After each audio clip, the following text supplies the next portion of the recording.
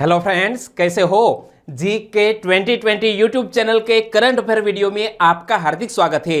आज है 9 अगस्त 2020 और सभी बड़ी खबरों को कवर करते हुए हमने आज का करंट अफेयर का वीडियो तैयार किया है। और आज का वीडियो हम स्टार्ट करें इनसे पहले एक बहुत ही बड़ी बात मैं आपको बोलना चाहूंगा।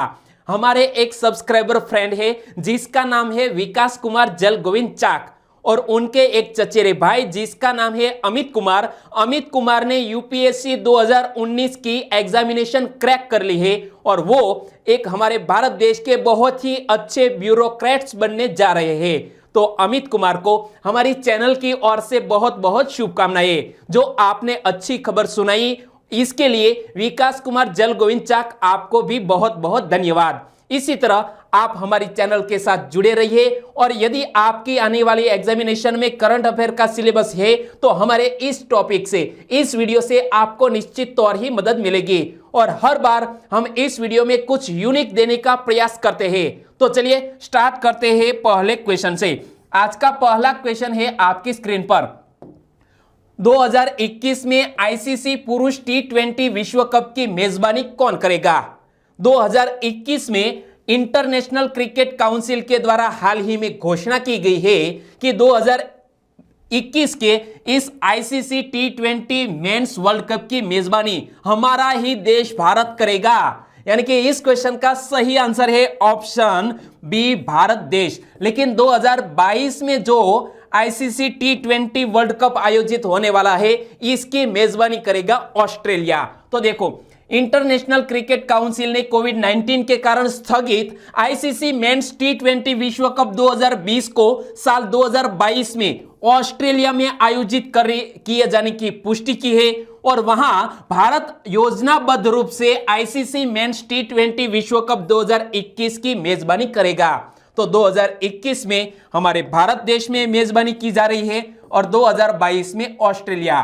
तो देखो, इनके साथ जो आईसीसी वीमेंस टी20 वर्ल्ड कप है इसके बारे में भी मैं आपको बता दूं कि आईसीसी ने महिला क्रिकेट विश्व कप 2021 को स्थगित कर साल 2022 फरवरी मार्च तक न्यूजीलैंड में आयोजित करने का फैसला किया है। कोविड-19 के चलते बहुत सी ऐसी जो स्पोर्ट्स इवेंट है इसको पोस्टपोन किया गया है और यह जो 2021 में महिला क्रिकेट विश्व कप आयोजित होने वाला था वो अब 2022 में फरवरी मार्च में आयोजित किया जाएगा। किस देश में? न्यूजीलैंड देश में। और बात करते हैं आईसीसी की। तो आईसीसी का पूरा नाम क्या होता है? International cricket council. और आईसीसी के वर्तमान सीईओ कौन है? मनु साहनी। और आईसीसी का हेडक्वार्टर यूएई के दुबई में स्थित है। और आईसीसी के हाल ही के नए अंतरिम अध्यक्ष कौन बन गए हैं? इमरान ख्वाजा, जो यहां आप इमेज में देख सकते हैं। क्योंकि हमारे भारत देश के शशांक मनोहर जो आईसीसी के अध्यक्ष थे उन्होंने अपने पद से इस्तीफा दे दिया और इसीलिए आईसीसी के अध्यक्ष पद रिक्त होने के कारण इमरान ख्वाजा वो हाल ही में आईसीसी के अंतरिम यह अध्यक्ष बन गए हैं। और जब मेजबानी करने जा रहा है हमारा भारत देश तो भारत से जुड़े कुछ फैक्ट मैं आपके सामने रखता हूं।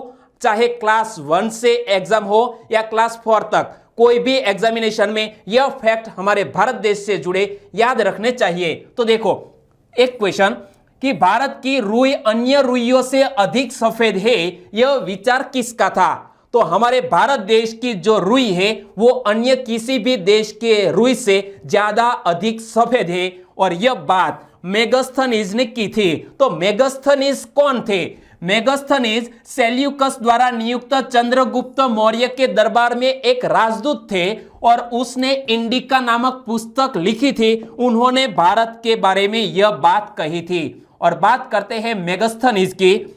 तो मेगास्थनीज द्वारा भारत के बारे में जो कुछ कथन कहे गए हैं वो भी आपको याद रखने चाहिए कि भारत में प्रचुर मात्रा में सोना, चांदी, तांबा और लोहा पाया जाता है। भारत में सुव्यवस्थित जाति व्यवस्था है। डायनोसियस ने भारत पर आक्रमण किया। तो यह सभी कथन है वो मेगास्थनीज के हैं और उन्होंने यह भी कहा था कि प्राचीन भारत में कभी अकाल नहीं पड़ता था भारत में, यानी कि काफी अच्छी बारिश होती थी प्राचीन काल में। ओके दोस्तों, तो इसी तरह हर क्वेश्चन से जुड़े इंपॉर्टेंट फैक्ट मैं आपके सामने रखूंगा। हमारा यह तरीका आपको अच्छा लगता है, लाइक तो बनता ही है और हमारे चैनल को सब्सक्राइब कर लीजिए। बाजू में जो बेल आइकन है उसे प्रेस कर दीजिए, क्योंकि आने वाले हर एक वीडियो की अपडेट आपको मिलती रहे। दूसरा क्वेश्चन, हाल ही में परिवार पहचान पत्र कहां लॉन्च किया गया? परिवार पहचान पत्र लॉन्च किया गया है हरियाणा में, यानी कि इस क्वेश्चन का सही आंसर है हरियाणा। लेकिन परिवार पहचान पत्र क्यों लॉन्च किया गया है, इसका उद्देश्य क्या है, वो भी एक क्वेश्चन बन सकता है। तो हरियाणा में रहने वाले लगभग 54 लाख परिवारों में से प्रत्येक की निगरानी करने हेतु यह परिवार पहचान पत्र लॉन्च किया गया है और इस पोर्टल पर जाकर किसी भी व्यक्ति अपना पंजीकरण कर सकते हैं और इसकी शुरुआत की है हरियाणा के चीफ मिनिस्टर मनोहर लाल खट्टर ने। तो इसके तहत प्रत्येक परिवार को एक एकल इकाई माना जाएगा और 8 अंकों की विशिष्ट पहचान संख्या आवंटित की जाएगी। जिस तरह हमारा आधार नंबर 12 अंकों का होता है, तो इसी तरह का एक नंबर जो 8 अंकों का है वो प्रोवाइड किया जाएगा। और सभी को इस पर पंजीकरण करना अनिवार्य है? बिल्कुल नहीं। लेकिन हरियाणा सरकार की सामाजिक सुरक्षा योजनाओं का लाभ उठाने के लिए प्रत्येक परिवार को परिवार पहचान पत्र पोर्टल पर अपना पंजीकरण करना अनिवार्य होगा। और बात करते हैं हरियाणा राज्य की, तो हरियाणा की कैपिटल का नाम क्या है? हरियाणा की कैपिटल है चंडीगढ़। हरियाणा के चीफ मिनिस्टर कौन है? मनोहर लाल खट्टर। और हरियाणा के वर्तमान गवर्नर कौन है? तो मैंने आपको कई बार बताया। यदि आपको आंसर पता है तो नीचे कमेंट सेक्शन में लिख सकते हैं दोस्तों गवर्नर के बारे में। लेकिन हरियाणा के बारे में कुछ आज मैं आपको नया दिखाने जा रहा हूं। तो 3 क्वेश्चन ऐसे जो एग्जामिनेशन में पूछ लिए गए थे कि हरियाणा राज्य का निर्माण किसके आधार पर पंजाब में से किया गया था? भाषा के आधार पर हरियाणा का गठन पंजाब में से किया गया। हरियाणा और पंजाब की सीमाओं को निर्धारित करने के लिए किस आयोग की स्थापना की गई थी? शाह आयोग का गठन किया गया था। हरियाणा के किस शहर को बुनकरों का शहर कहा जाता है? पानीपत को। किसको? पानीपत को हरियाणा में बुनकरों का शहर कहा जाता है। तीसरा क्वेश्चन, निम्न में से किस आंदोलन के दौरान अंग्रेजों भारत छोड़ो एवं करो या मरो भारतीयों का नारा बन गया? हमारे गांधी जी इसके मुखिया थे। तो करो या मरो और दूसरा है अंग्रेजों भारत छोड़ो, यह 2 फेमस नारे बन गए थे। भारत छोड़ो आंदोलन 1942 का साल, और इसीलिए इस क्वेश्चन का सही आंसर है ऑप्शन डी, भारत छोड़ो आंदोलन। तो इनसे जुड़े हुए 2 और क्वेश्चन बन सकते हैं कि भारत छोड़ो आंदोलन को किसके नाम से भी जाना जाता है? अगस्त क्रांति के रूप में भी भारत छोड़ो आंदोलन को जाना जाता है। और हाल ही में किस आंदोलन की 77वीं वर्षगांठ मनाई गई? क्विट इंडिया मूवमेंट, यानी कि भारत छोड़ो आंदोलन की हाल ही में 77वीं वर्षगांठ मनाई गई। और उस वक्त गांधी बापू ने एक नारा दिया था, डू और डाई, यानी कि करो या मरो। और क्विट इंडिया मूवमेंट के वक्त टाइम था 2nd वर्ल्ड वॉर का। तो चीन, रूस और अमेरिका जैसे देश ब्रिटेन पर दबाव बना रहे थे। तो दूसरे विश्व युद्ध की शुरुआत हो चुकी थी और इसमें मित्र राष्ट्र हारने लगे थे। और अपने इसी उद्देश्य की पूर्ति के लिए उन्होंने, किसने? ब्रिटेन ने स्टैंड फॉर द क्रिप्स को मार्च 1942 में भारत भेजा था। और यह क्या नतीजा आया? तो 14 जुलाई 1942 को वर्धा में कांग्रेस की कार्यकारिणी समिति ने अंग्रेजों भारत छोड़ो आंदोलन का प्रस्ताव पारित किया था। तो एक और क्वेश्चन बन गया कि अंग्रेजों भारत छोड़ो आंदोलन का प्रस्ताव कब और कहां पारित किया गया था? 14 जुलाई 1942 को वर्धा में यह प्रस्ताव पारित किया गया था क्विट इंडिया मूवमेंट का। और 8 अगस्त 1942 को अखिल भारतीय कांग्रेस की बैठक मुंबई के ग्वालियर टैंक मैदान में हुई और भारत छोड़ो आंदोलन के प्रस्ताव को मंजूरी मिली। तो एक और क्वेश्चन, इस मैदान का नाम मत भूलिएगा। मुंबई के ग्वालियर टैंक मैदान में एक सभा हुई, वहां पर इस प्रस्ताव को मंजूरी मिल गई थी। और इसी घटना से जुड़े हुए और भी क्वेश्चन पूछ लिए जा सकते हैं कि वर्धा प्रस्ताव का दूसरा नाम क्या है? भारत छोड़ो प्रस्ताव। भारत के इतिहास में 8 अगस्त 1942 का क्यों महत्व है? महात्मा गांधी द्वारा आयोजित भारत छोड़ो आंदोलन के कारण 8 अगस्त 1942 की तारीख को हमें याद रखना है। और भी 2 इंपॉर्टेंट क्वेश्चन कि भारत छोड़ो आंदोलन के समय भारत का वायसराय कौन था? लिन लिथगो। कौन? लिन लिथगो भारत छोड़ो आंदोलन के समय भारत का वायसराय था। और भारत छोड़ो आंदोलन किसके नेतृत्व में प्रारंभ हुआ था? तो हमारे पूज्य बापू के नेतृत्व में यह आंदोलन प्रारंभ हुआ था। चौथा क्वेश्चन, यूपीएससी का नया अध्यक्ष किसको बनाया गया? यूपीएससी यानी कि यूनियन पब्लिक सर्विस कमीशन, जिसका हाल ही में रिजल्ट डिक्लेयर हुआ है 2019 का, और इसमें प्रदीप सिंह जो हरियाणा के थे वो टॉप पर रहे। तो यहां हम बात करते हैं यूपीएससी की, और यूपीएससी के नए अध्यक्ष बन गए हैं प्रदीप कुमार जोशी। कौन? प्रदीप कुमार जोशी बन गए हैं यूपीएससी के नए अध्यक्ष, और उन्होंने स्थान लिया है अरविंद सक्सेना का। तो एक और क्वेश्चन कि शिक्षाविद प्रोफेसर प्रदीप कुमार जोशी किसका स्थान लेंगे?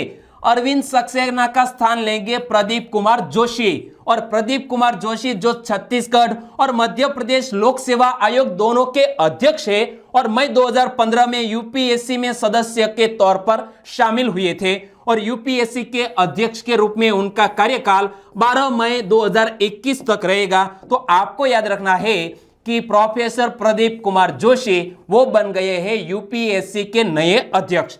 तो यूपीएससी का पूरा नाम union public service commission, UPSC का हिंदी में बोले तो संघ लोक सेवा आयोग। इसकी स्थापना 1 अक्टूबर 1926 को हुई। यूपीएससी का मुख्यालय नई दिल्ली में स्थित है, और यूपीएससी के नए चेयरमैन बन गए हैं प्रदीप कुमार जोशी। और मैंने इस वीडियो की शुरुआत में भी बताया कि हमारे एक सब्सक्राइबर फ्रेंड जल गोविंद चाक, उनके एक चचेरे भाई जिसका नाम है अमित कुमार, उन्होंने भी इस एग्जाम को क्रैक कर लिया है। पांचवा क्वेश्चन, हाल ही में ओवरहेड इक्विपमेंट इंस्पेक्शन ऐप किसने लॉन्च की? हमारे भारतीय रेलवे डिपार्टमेंट ने ओवरहेड इक्विपमेंट एप्लीकेशन एक लॉन्च की है, इसलिए इस क्वेश्चन का सही आंसर है भारतीय रेलवे। तो देखो, OHE निगरानी ऐप को क्यों लॉन्च किया गया है? वास्तविक समय की निगरानी के लिए इस एप्लीकेशन को हाल ही में लॉन्च किया गया है, और तकनीकी खामियों के कारण ट्रेन की देरी और लंबे इंतजार को कम करने में यह एप्लीकेशन मददरूप होगा, और इसको लॉन्च किया है हमारे भारत के रेलवे डिपार्टमेंट ने। और बात करते हैं जब इसी रेलवे विभाग के, तो इनसे जुड़ी हुई एक बहुत ही बड़ी खबर हमारे सामने आ रही है कि भारतीय रेलवे के इतिहास में 1 जुलाई 2020 को ट्रेनें पहली बार 100% ट्रेनें निर्धारित समय पर अपने गंतव्य पर पहुंची। हालांकि इस ट्रेनें को कुल संख्या केवल 201 थी, यानी कि हमारे भारत के रेलवे के इतिहास में पहली बार ऐसा हुआ कि सभी जो ट्रेनें थी वो अपने गंतव्य स्थान पर निश्चित वक्त पर पहुंच चुकी थी। और हमारे वर्तमान केंद्रीय रेल मंत्री कौन है? पीयूष गोयल। और रेलवे बोर्ड के वर्तमान अध्यक्ष कौन है? VK यादव। तो इन दोनों महानुभावों के नाम आपको याद रखने हैं। छठा क्वेश्चन, हाल ही में 500 नई एम्बुलेंस खरीदने के लिए 103 करोड़ रुपए का प्रावधान किस राज्य की सरकार ने किया है? कोविड-19 के चलते बहुत से ऐसी एम्बुलेंस की जरूरत पैदा हो चुकी है। इसी को मद्देनजर रखते हुए हाल ही में तमिलनाडु के चीफ मिनिस्टर ने यह घोषणा की है कि 500 नई एम्बुलेंस 103 करोड़ रुपए की लागत से खरीदी जाएंगी। तो तमिलनाडु के मुख्यमंत्री इडप्पाडी के पलानीसामी ने तिरुनेलवेली और तेनकासी जिलों में कोविड-19 सुविधाओं की समीक्षा करने के बाद इस योजना की घोषणा की है, और इन एम्बुलेंस का इस्तेमाल कोविड-19 मरीजों को नजदीकी अस्पतालों तक ले जाने में इसका उपयोग किया जाएगा। और इसकी घोषणा की है तमिलनाडु ने। तो तमिलनाडु की कैपिटल का नाम क्या है? तमिलनाडु के चीफ मिनिस्टर कौन है? तमिलनाडु के गवर्नर कौन है?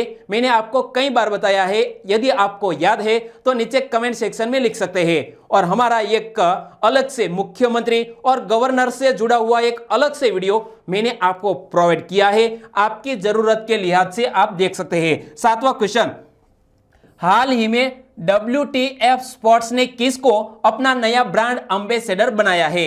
WTF स्पोर्ट्स ने हाल ही में सुरेश रैना और हरमनप्रीत कौर इनको अपना नया ब्रांड एम्बेसडर बनाया है, यानी कि इस क्वेश्चन का सही आंसर है सुरेश रैना और हरमनप्रीत कौर, जो हमारे भारत के एक महिला क्रिकेटर है और दूसरे है जाने माने यह स्टार क्रिकेटर सुरेश रैना। तो देखो, स्पोर्ट्स प्लेटफॉर्म WTF स्पोर्ट्स ने 2 क्रिकेटरों, उनमें से एक हमारे भारत की स्टार महिला बल्लेबाज हरमनप्रीत कौर और दूसरे ऐसे स्टार T20 के मास्टर सुरेश रैना को अपना ग्लोबल ब्रांड एम्बेसडर नियुक्त किया है। और इसके साथ ही रैना इसके स्ट्रेटेजिक पार्टनर के रूप में भी ब्रांड से जुड़ रहे हैं। तो आपको नाम याद रखना है, सुरेश रैना और हरमनप्रीत कौर।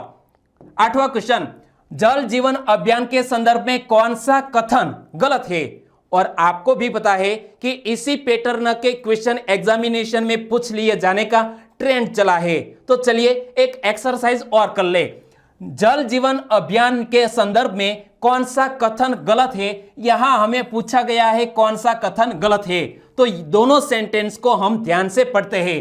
सरकार ने प्रत्येक ग्रामीण परिवार को वर्ष 2024 तक हर घर जल पहुंचाने का लक्ष्य रखा है। बिल्कुल सही बात। इस योजना के अंतर्गत पानी की कमी वाले 156 जिलों पर विशेष ध्यान दिया जा रहा है। यहां कुछ गलत है। ऐसे 256 कितने 256 जिलों पर जो पानी की कमी वाले हैं उन पर विशेष ध्यान दिया जा रहा है, यानी कि ऑप्शन नंबर 2 वो गलत है कथन। यानी कि हमारा आंसर बन जाता है केवल 2 नंबर का सेंटेंस है वो गलत है। ओके दोस्तों, तो हाल ही में यह क्वेश्चन सुर्खियों में क्यों आया?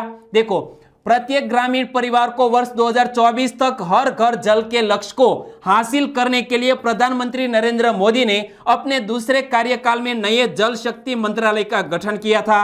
और जल शक्ति मंत्रालय यानी कि मिनिस्ट्री ऑफ जल शक्ति, जिसके वर्तमान मिनिस्टर है गजेंद्र सिंह शेखावत। और आगे बात करें तो जल जीवन अभियान के अंतर्गत पानी की कमी वाले 256 जिलों के 1500 से अधिक प्रखंडों पर विशेष ध्यान दिया जा रहा है और 2024 के लक्ष्य को प्राप्त करने के लिए यह हाल ही में कार्य किया जा रहा है। 9वां क्वेश्चन, मनोज सिन्हा को उपराज्यपाल के पद और गोपनीयता की शपथ किसने दिलाई? गिरीश चंद्र मुर्मू, वो हमारे बन गए हैं कंट्रोलर एंड ऑडिटर जनरल। और उनके स्थान पर मनोज सिन्हा बन गए हैं जम्मू कश्मीर के हमारे लेफ्टिनेंट गवर्नर। तो उनको पद एवं गोपनीयता की शपथ दिलाई है हाल ही में गीता मित्तल ने। यानी कि इस क्वेश्चन का सही आंसर है ऑप्शन सी, गीता मित्तल। तो यहां आप इमेज में देखिए, ए है गीता मित्तल और शपथ दिलाई है उन्होंने हाल ही में इस हमारे नए राज्यपाल को। तो देखो, जम्मू कश्मीर उच्च न्यायालय की मुख्य न्यायाधीश कौन है? गीता मित्तल। और गीता मित्तल ने राजभवन में मनोज सिन्हा को उपराज्यपाल के पद और गोपनीयता की शपथ दिलाई। और जब बात करते हैं जम्मू कश्मीर की, तो जम्मू कश्मीर से जुड़े कुछ नए क्वेश्चन आज मैं आपके सामने रख रहा हूं। पहला क्वेश्चन, 1301 में किसने कश्मीर में हिंदू राज्य की स्थापना की थी? 1301 में सुहादेव नामक व्यक्ति जो अंतिम हिंदू शासक थे, उन्होंने जम्मू कश्मीर में हिंदू राज्य की स्थापना की थी। दूसरा क्वेश्चन, कश्मीर में भू राजस्व सुधार करने के कारण किसको कश्मीर का अलाउद्दीन कहा जाता है? जैन उल आबिदीन को भू राजस्व सुधार करने के लिए जम्मू कश्मीर का अलाउद्दीन कहा जाता है। तीसरा क्वेश्चन, अकबर ने कश्मीर को मुगल साम्राज्य में कब मिला दिया? तो याद रखो 1586 में अकबर ने कश्मीर को मुगल साम्राज्य में मिला लिया था। 10वां क्वेश्चन, आर्टिफिशियल इंटेलिजेंस संचालित बहुभाषीय वॉइस बॉट एक्सा किसने लॉन्च किया है?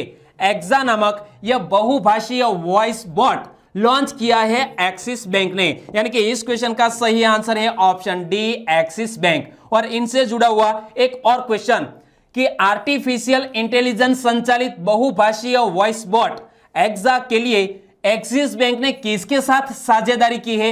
एक्सिस बैंक ने साझेदारी की है बेंगलुरु स्टार्टअप वर्नाकुलर एआई के साथ। यानी कि एक नया स्टार्टअप है जिसका नाम है वर्नाकुलर आर्टिफिशियल इंटेलिजेंस के साथ एक्सिस बैंक ने हाल ही में साझेदारी की है।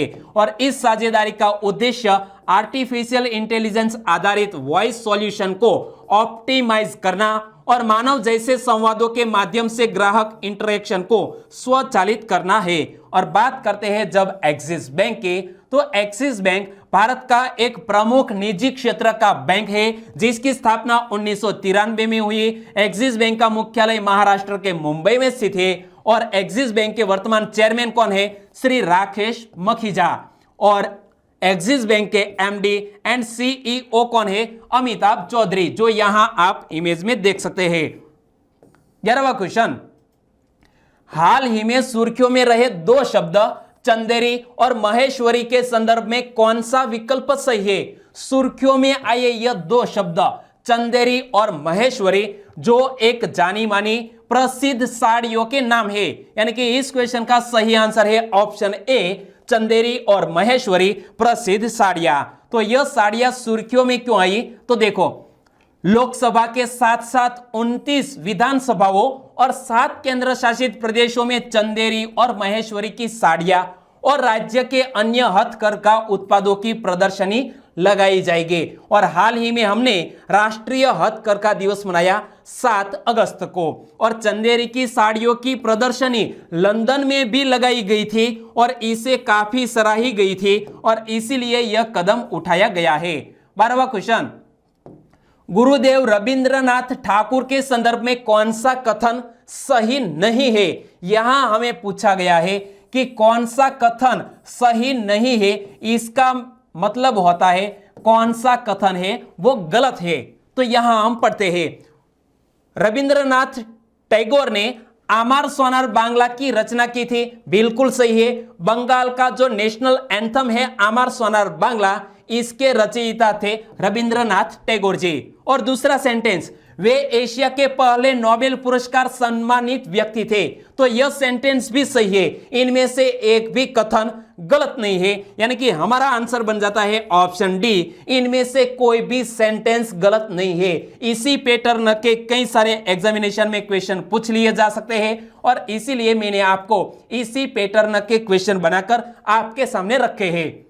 रविंद्रनाथ टैगोर को याद क्यों किया? क्योंकि हाल ही में रविंद्रनाथ टैगोर जी की पुण्यतिथि मनाई गई। तो रविंद्रनाथ टैगोर विश्वविख्यात कवि, साहित्यकार, दार्शनिक और भारतीय साहित्य के नोबेल पुरस्कार विजेता थे और उनकी काव्य रचना गीतांजलि के लिए, किसके लिए? गीतांजलि के लिए उन्हें सन 1913 में साहित्य का नोबेल पुरस्कार मिला था और यह पुरस्कार पाने वाले वो एशिया के प्रथम साहित्यकार बन गए थे। सन 1915 में उन्हें राजा जॉर्ज पंचम ने नाइटहुड की उपाधि से सम्मानित किया, जिसे उन्हें सन 1919 में जलियांवाला बाग हत्याकांड के विरोध में वापस लौटा दिया था। नाइटहुड की पदवी जो दी थी राजा जॉर्ज पंचम ने, और हमारे इस रविंद्रनाथ टैगोर जी ने जो 1919 में यह जलियांवाला बाग हत्याकांड हुआ, तो नाइटहुड की जो उपाधि थी वो वापस लौटा दी थी।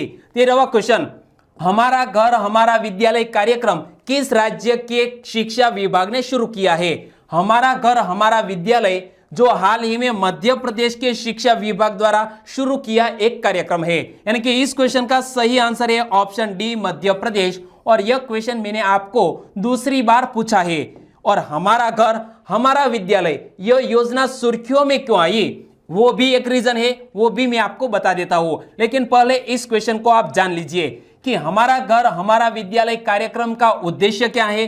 घर पर ही शिक्षा उपलब्ध कराना। कोविड-19 के चलते बहुत से विश्वविद्यालय, यूं मान लीजिए कि पूरे भारत देश में सभी विश्वविद्यालय वो बंद है और इसीलिए ऑनलाइन एजुकेशन देने के लिए मध्य प्रदेश द्वारा हमारा घर हमारा विद्यालय योजना को लॉन्च किया गया था। लेकिन यहाँ जो सफलता मिलनी चाहिए वो मिल नहीं रही है। क्या कारण है? तो मध्य प्रदेश के सरकारी विद्यालयों में केवल 30% छात्र ही नियमित रूप से हमारा घर हमारा विद्यालय कार्यक्रम में शामिल हो पा रहे हैं। यानी कि यहाँ पर जो छात्रों की संख्या है वो है तकरीबन 22 लाख और इसका 30% यदि हम काउंट करें तो तकरीबन 7 लाख के आसपास छात्र इसी योजना के जरिए एजुकेशन घर पर बैठे पा सकते हैं। तो 14 लाख स्टूडेंट क्या कर रहे हैं, वो एक क्वेश्चन है। तो कोविड-19 महामारी के चलते विद्यालयों के बंद होने के कारण 22 लाख छात्रों तक इस कार्यक्रम की पहुंच को सुनिश्चित करना है और 30% छात्रों के परिवार के पास अध्ययन सामग्री प्राप्त करने के लिए इंटरनेट कनेक्शन के साथ टीवी या स्मार्टफोन नहीं है। इसी के चलते जो बाकी 70% स्टूडेंट्स हैं वो इस योजना का लाभ नहीं ले पा रहे हैं और इसीलिए यह योजना सुर्खियों में आई है। और अब बात करते हैं लास्ट वीडियो के क्वेश्चन की। तो लास्ट वीडियो में मैंने आपसे क्वेश्चन पूछा था कि निम्न में से किसके सह आविष्कारक विलियम इंग्लिश का हाल ही में निधन हो गया। विलियम इंग्लिश, और उन्होंने कंप्यूटर माउस का आविष्कार किया था, और यह विलियम इंग्लिश के साथ डगलस एंगलबर्ट, उन्होंने भी, यह दोनों ने, इन दोनों साइंटिस्टों ने कंप्यूटर माउस का आविष्कार किया था। उनमें से एक व्यक्ति विलियम इंग्लिश, जिसका हाल ही में निधन हो गया। यानी कि इस क्वेश्चन का सही आंसर था कंप्यूटर माउस, और इस क्वेश्चन का सही आंसर तो दिया है विकास कुमार जलगोविंद चाक ने, और साथ साथ उन्होंने यह बहुत ही अच्छी बात कही।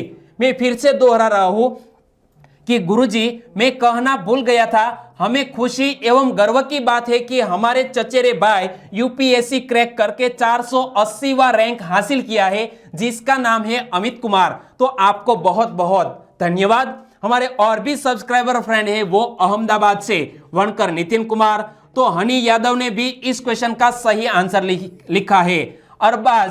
अरबाज खान, वो अमरेली से बिलोंग करते हैं, गुजरात से है, उन्होंने भी इस क्वेश्चन का सही आंसर लिया। और आप हमारी चैनल के साथ जुड़ चुके हैं तो डेली आंसर देना मत भूलिएगा। ओके, दीपक रोजासरा, गुजरात के सुरेंद्रनगर से, सरजू दास, उन्होंने भी इस क्वेश्चन का सही आंसर लिखा। चुडासमा मोहन, गुजरात जुनागढ़ कुक्कसवाड़ा से, मेर शीतल, नवागाम, गुजरात से, और शिवानी रानी कश्यप दिल्ली से बिलोंग करती है, और उन्होंने लिखा कि अमेरिकी computer engineer William Kirk English, जो दुनिया के पहले कंप्यूटर माउस के सह आविष्कारक थे, जिसका हाल ही में निधन हो गया। तो बहुत ही बढ़िया आंसर लिखा है शिवानी रानी कश्यप ने, आपको भी बहुत बहुत धन्यवाद। और आज के वीडियो का क्वेश्चन ये रहा स्क्रीन पर। भारतीय रेलवे ने निम्न में से किस दो स्टेशनों के बीच पहली किसान रेल शुरू की है। यहां 4 ऑप्शन आपकी स्क्रीन पर है, और उनमें से सही आंसर चुनना है कि भारतीय रेलवे ने निम्न में से किस 2 स्टेशनों के बीच किसान रेल की शुरुआत की है। और आंसर देना है नीचे कमेंट बॉक्स में, और आंसर देना मत भूलिएगा। और क्वालिटी की दृष्टि से हमारा यह वीडियो आपको कैसा लगा, खास तौर पर मैं विकास कुमार जलगोविंद चाक और अमित कुमार को यह बताना चाहूंगा कि हमारे वीडियो को इंप्रूव करने के लिए आप हमें क्या सजेशन दे सकते हैं, कमेंट सेक्शन में जरूर बताना। ओके, कल फिर मिलेंगे नए करंट अफेयर वीडियो के साथ, तब तक के लिए टेक केयर एंड जय हिंद।